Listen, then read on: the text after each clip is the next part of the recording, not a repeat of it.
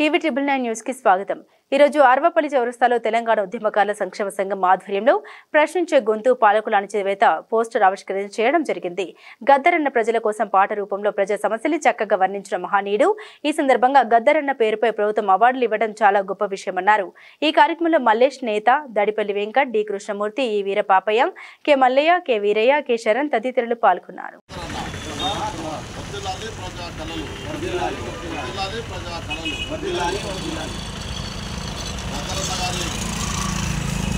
మరణం ఈ దేశానికి పీడలు ఉందని చెప్పేసి భావిస్తూ గద్దరన్న గారు ఉన్నా లేకున్నా వారు భౌతికంగా మన మాటల్లో, ఆటల్లో, పాటల్లో బతికే ఉంటారనే ఆలోచనతోటి నేటి నుంచి ఇంకా భవిష్యత్తు కార్యక్రమాలు కూడా గద్దరన్న కార్యక్రమాలు నిర్వహిస్తున్నాం।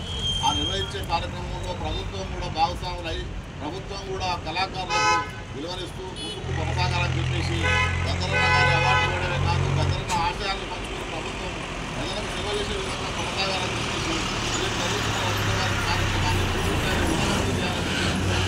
ఈ అవకాశం ధన్యవాదాలు తెలియజేస్తున్నాను। జై హింద్, జై హింద్, జోహార్ గద్దరన్న, జోహార్ జోహార్। ప్రశ్నించే గొంతులపై పాలకుల అణచివేత రేపు సుబ్బరయ్య కళాకేంద్రంలో తెలంగాణ ఉద్యమకారులు రైతు సంఘంలో పాల్గొని విజయవంతం చేయాలని కోరుకుంటున్నాం। గద్దరన్నపై కాల్పులు జరిగి దశాబ్దాలు గడుపుతున్న పట్టుకోకపోవడం చాలా బాధాకరమైన విషయం। అట్లాగే కాంగ్రెస్ ప్రభుత్వం గద్దరన్న పేరు మీద అవార్డులు ఇవ్వడం అది చాలా గొప్ప విషయం।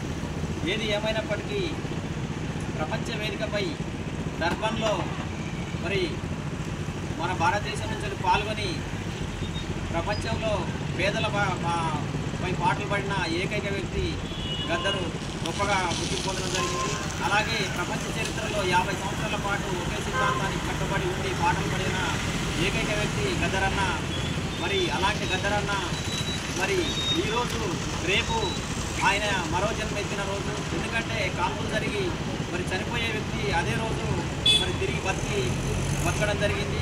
చనిపోయిన తర్వాత కూడా అతన్ని మరి అనేక రకాల మార్పులకు చేర్పులకు గురవుతున్న ఈ కాలంలో అతను కూడా ఆ రోజుల్లో అతను చేసింది ఆ సిద్ధాంతం కరెక్టే। ఈ రోజు వచ్చే వరకు మరి పార్లమెంటరీ పందాల్లో ముందుకు రావడం చాలా గొప్ప విషయం। వాళ్ళ నాన్న ఏదైతే ఎంచుకున్న మార్గం ఏదైతే ఉందో బౌద్ధం, అదే తిరిగి మరి బౌద్ధంలోకి రావడం అది కూడా చాలా గొప్ప విషయం। ఇప్పటికి కూడా అతని శరీరంలో ఆ బొందలో ఆ తూక అట్లాగే ఉన్నది। ఇప్పుడున్న మరి రేవంత్ రెడ్డి గారు మరి ఆ దోషులను పట్టించి మరి ముందుకెళ్లాలని కోరుకుంటూ జోహార్ గద్దరన్నకు।